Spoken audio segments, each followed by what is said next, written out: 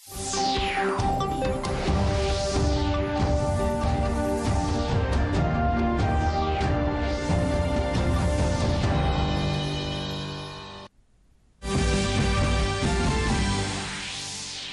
প্ৰথমগৰাকী লোকপাল হিচাপে ন্যায়াধীশ পিনাকী ঘোষৰ শপত গ্ৰহণ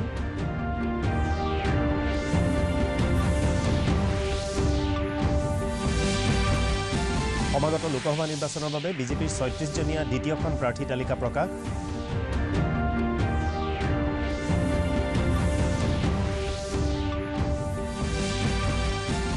ডিব্ৰুগড়ত ভাৰতীয় জনতা পাৰ্টি আৰু অসম গণ পৰিষদৰ যুটীয়া বৈঠকত মুখ্যমন্ত্ৰী সৰ্বানন্দ সোণোৱালৰ অংশগ্ৰহণ নিৰ্বাচনত মিত্ৰজোঁটৰ প্ৰাৰ্থীক বিজয়ী কৰাৰ বাবে নিষ্ঠাৰে কাম কৰিবলৈ দলীয় কৰ্মীসকললৈ আহ্বান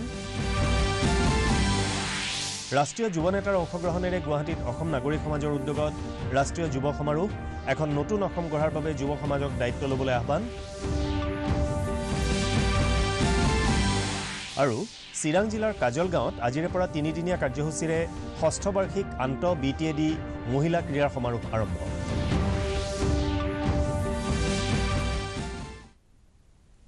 নমস্কাৰ সন্ধিয়াৰ বাতৰিৰ সৈতে মই উৎপল কুমাৰ দাস এতিয়া বিতং বাতৰি ন্যায়াধীশ পিনাকী ঘোষে আজি দেশৰ প্ৰথমগৰাকী লোকপাল হিচাপে শপত গ্ৰহণ কৰে ৰাষ্ট্ৰপতি ভৱনত আয়োজিত এটা অনুষ্ঠানত ৰাষ্ট্ৰপতি ৰামনাথ কোবিন্দে তেওঁক লোকপালৰ অধ্যক্ষ হিচাপে শপত বাক্য পাঠ কৰোৱায় যোৱা মঙলবাৰে প্ৰধানমন্ত্ৰী নৰেন্দ্ৰ মোদীয়ে 8জন সদস্যৰ সৈতে পিনাকী ঘোষৰ নাম লোকপালৰ অধ্যক্ষ হিচাপে ঘোষণা কৰিছিল ৬৬ বছৰীয়া ন্যায়াধীশ ঘোষে ২০১৭ চনৰ মে মাহত উচ্চতম ন্যায়ালয়ৰ ন্যায়াধীশ হিচাপে অৱসৰ গ্ৰহণ কৰিছিল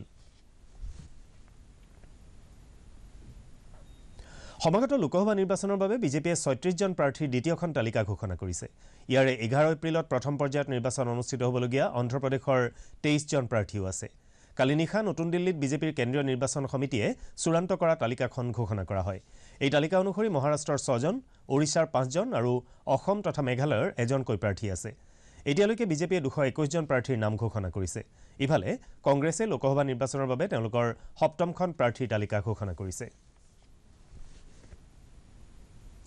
মুখ্যমন্ত্ৰী সৰ্বানন্দ সোণোৱালে আজি ডিব্ৰুগড়ত ভাৰতীয় জনতা পাৰ্টি আৰু অসম গণ পৰিষদৰ এখন যুটীয়া বৈঠকত অংশগ্ৰহণ কৰে জিলাৰ সভাপতি সম্পাদক প্ৰমুখ্যে দলীয় কৰ্মকৰ্তাসকল উপস্থিত থকা এই বৈঠকত সমাগত লোকসভা নিৰ্বাচন সম্পৰ্কে বিস্তৃতভাৱে আলোচনা কৰা হয় ডিব্ৰুগড় আৰু তিনিচুকীয়া জিলাৰ দুয়োটা দলৰ নেতা কৰ্মীসকলৰ উপৰিও ডিব্ৰুগড়ৰ বিজেপিৰ প্ৰাৰ্থী ৰামেশ্বৰ তেলীৰ লগতে ডিব্ৰুগড় লোকসভা সমষ্টিৰ অন্তৰ্গত 9টা সমষ্টিৰ কেউজন বিধায়কেও এই সভাত অংশগ্ৰহণ কৰে মুখ্যমন্ত্ৰীয়ে দলীয় কৰ্মীসকলক নিষ্ঠাৰে কাম কৰিবলৈ আহ্বান জনায় দুখীয়া শ্ৰমিক কৃষক দিব্যাংগ আদিৰ জীৱনৰ মান উন্নত কৰি মৰ্যাদা সহকাৰে জীয়াই থাকিবলৈ মোদী চৰকাৰে গ্ৰহণ কৰা কামকাজৰ বাবে দেশত পুনৰ নৰেন্দ্ৰ মোদী প্ৰধানমন্ত্ৰী হ'ব বুলি মুখ্যমন্ত্ৰী সোণোৱালে প্ৰকাশ কৰে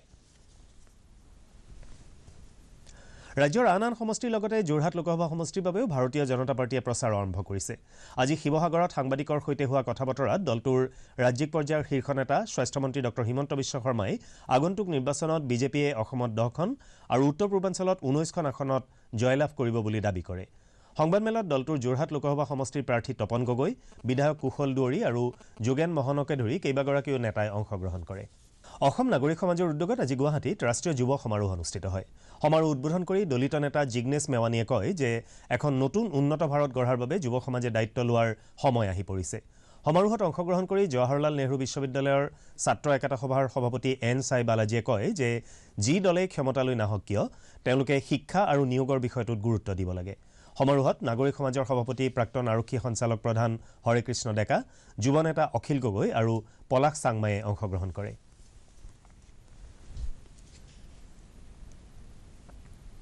যোৰহাট মহাবিদ্যালয় আৰু গুৰুদ্বাৰ ৰামগঢ়িয়া সভাৰ যুটীয়া উদ্যোগত আজি যোৰহাটত জালিয়ানৱালাবাগ হত্যাকাণ্ডৰ শতবাৰ্ষিকী স্মাৰক সমদল উলিওৱা হয় যোৰহাট মহাবিদ্যালয়ৰ অধ্যক্ষ ডক্টৰ দেৱব্ৰত শৰ্মাৰ নেতৃত্বত মহাবিদ্যালয়খনৰ ছাত্ৰ-ছাত্ৰী শিক্ষক শিক্ষয়িত্ৰী আৰু ৰামগঢ়িয়া গুৰুদ্বাৰৰ সদস্যসকলে যোৰহাট নগৰৰ মূল পথসমূহেৰে শোভাযাত্ৰা কৰে বিয়লি যোৰহাট মহাবিদ্যালয়ত মুকলি সভা অনুষ্ঠিত হয়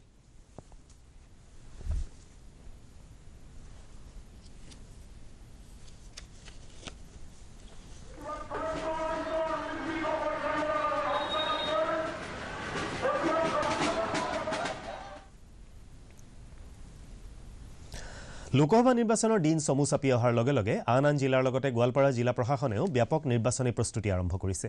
জিলাখনৰ 946টা ভোটগ্ৰহণ কেন্দ্ৰত নিয়োজিত হ'বলগীয়া নিৰ্বাচনী বিষয়াসকলৰ দ্বিতীয় পৰ্যায়ৰ 3দিনীয়া প্ৰশিক্ষণ কাৰ্যসূচীৰ আজি সামৰণি পৰে। গোৱালপাৰাৰ 7টা স্থানত অনুষ্ঠিত এই কাৰ্যসূচীৰ জৰিয়তে বিষয়াসকলক ভোটগ্ৰহণৰ লগতে EVM আৰু VVPAT মেচিন কেনেদৰে ব্যৱহাৰ কৰা হ'ব সেই সম্পৰ্কে প্ৰশিক্ষণ প্ৰদান কৰা হয়।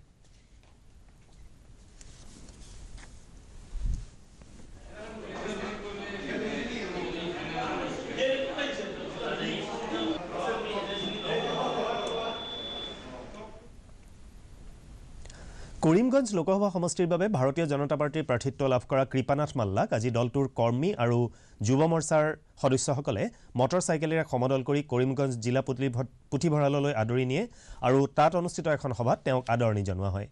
অনুষ্ঠানত অংশগ্ৰহণ কৰি শ্ৰী মাল্লাই কয় যে সংখ্যাগুৰু আৰু সংখ্যালঘু সকলো সম্প্ৰদায়ৰ ভোট লাভ কৰি জয় লাভ কৰিব বুলি তেওঁ আশাবাদী।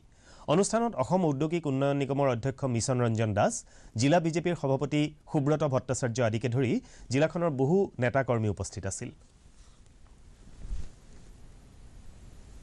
ডিফুৰ উপায়ুক্ত কাৰ্যালয়ৰ সভাকক্ষত আজি আগন্তুক লোকসভা নিৰ্বাচনৰ প্ৰস্তুতি সম্পৰ্কত এখন সংবাদমেল অনুষ্ঠিত হয়।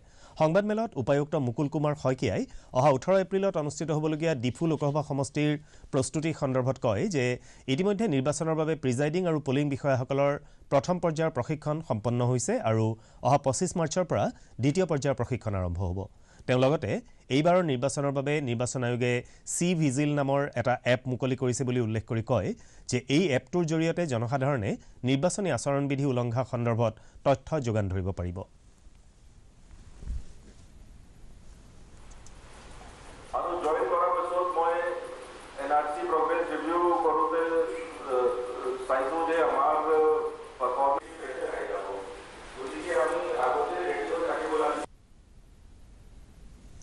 ৰাজ্য চৰকাৰৰ অসম চুক্তি ৰূপায়ণ বিভাগৰ অৱহেলাৰ বাবে অসমৰ জাতীয় শ্বহীদ আৰু নিৰ্যাতিত পৰিয়ালৰ সদস্যসকল কৰ্মসংস্থানৰ পৰা বঞ্চিত হৈছে বুলি সদৌ অসম শ্বহীদ নিৰ্যাতিত পৰিয়াল পৰিষদে অভিযোগ কৰিছে।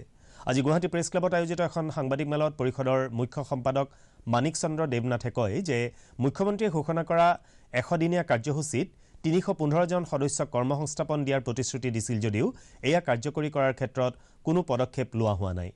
নিৰ্যাতিত পৰিয়ালৰ সদস্যসকলক শীঘ্ৰে কৰ্মসংস্থাপন প্ৰদান আৰু আৰ্থিক সাহায্য দিবলৈ পৰিষদে দাবী জনায়। সংবাদমেলখনত পৰিষদৰ উপসভাপতি সুৰেন্দ্ৰনাথ দাস, মুখ্য উপদেষ্টা অশ্বিন কুমাৰ মহন্ত আৰু নিৰ্যাতিত পৰিয়ালৰ কেইবাজনো সদস্য উপস্থিত আছিল। চিৰাং জিলাৰ সদৰ কাজল গাঁৱত আজিৰে পৰা 3দিনীয়া কাৰ্যসূচীৰে 6ষ্ঠ বাৰ্ষিক আন্তঃ BTAD মহিলা সমাৰোহ অনুষ্ঠিত হৈছে। অহা 25 মাৰ্চলৈ অনুষ্ঠিত হ'বলগীয়া এই ক্ৰীড়া সমাৰোহত 25 বছৰ অনূৰ্ধ্ব মহিলাসকলৰ ফুটবল, ভলীবল, দৌৰ প্ৰতিযোগিতা, কাবাডী আৰু আৰ্চাৰী খেল অনুষ্ঠিত হৈছে। চিৰাং জিলা ক্ৰীড়া সন্থাৰ উদ্যোগত কাজল গাঁৱৰ প্ৰেম সিং ব্ৰহ্ম সোঁৱৰণী ষ্টেডিয়ামত অনুষ্ঠিত এই মহিলা ক্ৰীড়া সমাৰোহত BTADৰ 4খন জিলাৰ প্ৰায় 300 গৰাকী মহিলা খেলুৱৈয়ে অংশগ্ৰহণ কৰিছে। সমাৰোহৰ উদ্বোধনী অনুষ্ঠানত যোৱা 17 মাৰ্চত হংকঙত অনুষ্ঠিত এছিয়ান ইউথ এথলেটিক্স চেম্পিয়নশ্বিপত ব্ৰঞ্জৰ পদক বিজয়ী চিৰাং জিলাৰ শিলবাৰীৰ অম্বিকা নাৰ্জাৰীক সম্বৰ্ধনা জনোৱাৰ লগতে মন্ত্ৰী চন্দন ব্ৰহ্ম আৰু BTADৰ ক্ৰীড়া বিভাগে 50,000 টকাকৈ আগবঢ়োৱা মুঠ 1 লাখ টকাৰ চেক প্ৰদান কৰা হয়। চিৰাং আৰু ওদালগুৰি জিলাৰ ফুটবল দলৰ প্ৰতিযোগিতাৰে সমাৰোহৰ শুভাৰম্ভ কৰে BTCৰ ক্ৰীড়া বিভাগৰ বিশেষ কৰ্মৰত বিষয়া যজ্ঞৱতী বসুমতাৰীয়ে। নগাঁৱৰ হয়বৰগাঁৱৰ পুৰণি এটি ৰোডত কালি সংঘটিত এটা অগ্নিকাণ্ডত 4খনকৈ ব্যৱসায়িক প্ৰতিষ্ঠান ভস্মীভূত হয়। কোঠাৰী ব্ৰাদাৰ্ছ নামৰ ব্যৱসায়িক প্ৰতিষ্ঠানখনত সূত্ৰপাত হোৱা এই অগ্নিকাণ্ডত এখন কাপোৰৰ আৰু 2খন বাচন বৰ্তনৰ দোকানৰ সকলো সামগ্ৰী জাহ যায়। অৱশ্যে ঢিং, চামগুৰি, হোজাই আৰু কলিয়াবৰকে ধৰি বিভিন্ন ঠাইৰ পৰা অহা অগ্নি নিৰ্বাপক বাহিনীৰ গাড়ীয়ে জুই নুমুৱাবলৈ সমৰ্থ হয়। জিলাখনৰ উপায়ুক্ত আৰু আৰক্ষী অধীক্ষক নিজে উপস্থিত থাকি পৰিস্থিতি নিয়ন্ত্ৰণ কৰে।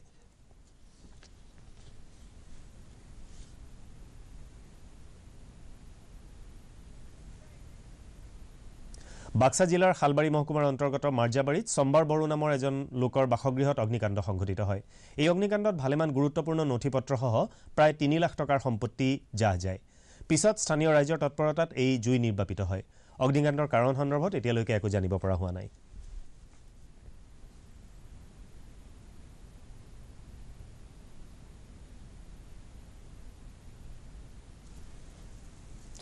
কৰিমগঞ্জ চহৰৰ মাজমজিয়াত থকা শ্ৰীনগৰ কলনীত এটা ভয়ংকৰ অগ্নিকাণ্ড সংঘটিত হয়। এই অগ্নিকাণ্ডত বাসন্তী ভিলা নামৰ এটা বাসগৃহ নিমিষতে ভস্মীভূত হয়। অগ্নিকাণ্ডৰ ফলত কেইবা লাখ টকাৰ সা সম্পত্তি নষ্ট হোৱা বুলি জানিব পৰা হৈছে। অগ্নিকাণ্ডৰ ফলত এটা গেছ চিলিণ্ডাৰো বিস্ফোৰিত হয়। পিছত স্থানীয় ৰাইজ আৰু অগ্নি নিৰ্বাপক বাহিনীয়ে জুই নিৰ্বাপিত কৰে।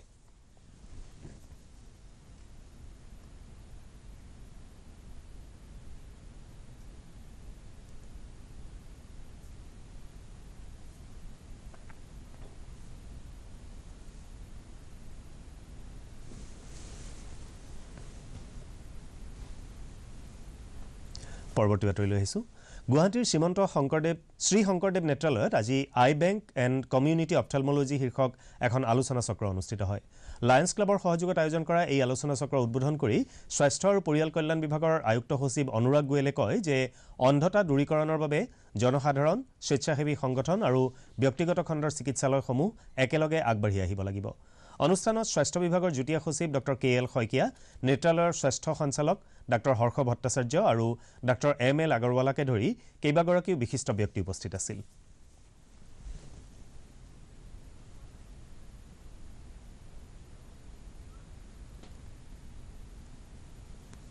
বাতৰি শেষ হোৱাৰ আগতে প্ৰধান বাতৰিসমূহ আকৌ এবাৰ।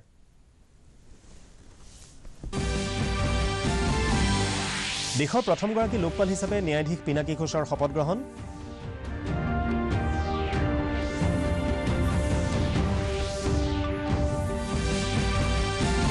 সমাগত লোকসভা নিৰ্বাচনৰ বাবে বিজেপিৰ ৩৬জনীয়া দ্বিতীয়খন প্ৰাৰ্থী তালিকা প্ৰকাশ।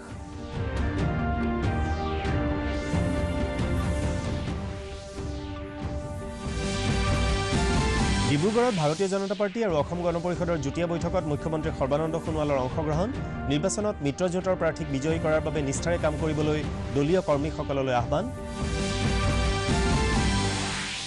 ৰাষ্ট্ৰীয় যুৱ নেতাৰ অংশগ্ৰহণেৰে গুৱাহাটীত অসম নাগৰিক সমাজৰ উদ্যোগত ৰাষ্ট্ৰীয় যুৱ সমাৰোহ।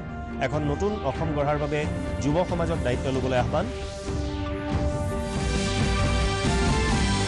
আৰু চিৰাং জিলাৰ কাজল গাঁৱত আজিৰে পৰা ৩দিনীয়া কাৰ্যসূচীৰে ষষ্ঠ বাৰ্ষিক আন্তঃ BTAD মহিলা ক্ৰীড়া সমাৰোহ আৰম্ভ।